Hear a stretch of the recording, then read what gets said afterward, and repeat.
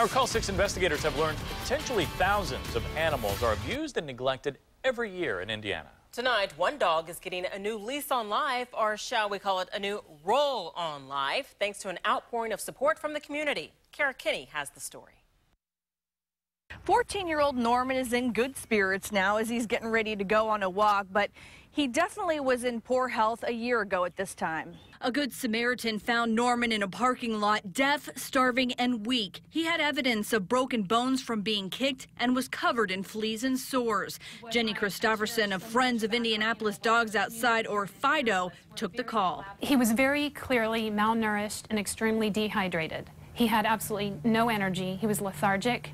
He couldn't walk. He could barely even lift his head. FIDO did not want Norman to be one of the thousands euthanized at the city shelter every year, so they did some searching and found a home for Norman with Susan Niehoff. Why take in a dog like that?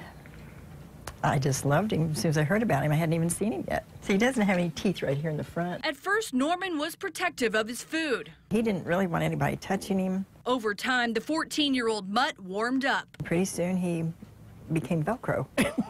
But there was just one thing. Norman's legs were giving out. He just started getting slower and slower in his walk, and his left leg, he drags it now. FIDO launched another search, this time for a doggy wheelchair, which run more than $300. Through networking, they found an animal rescue in Kentucky willing to donate a wheelchair. Well, he's happy because he can go places. Norman is now on a roll.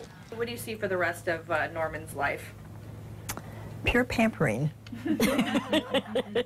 Authorities never found who abused Norman, and the mutt likely only has a few years left. But Susan and animal advocates are determined to make those years active. It's these kind of successes on a case-by-case basis that really encourage us to keep doing what we're doing in the community. Oh, sweetheart, you're a good boy.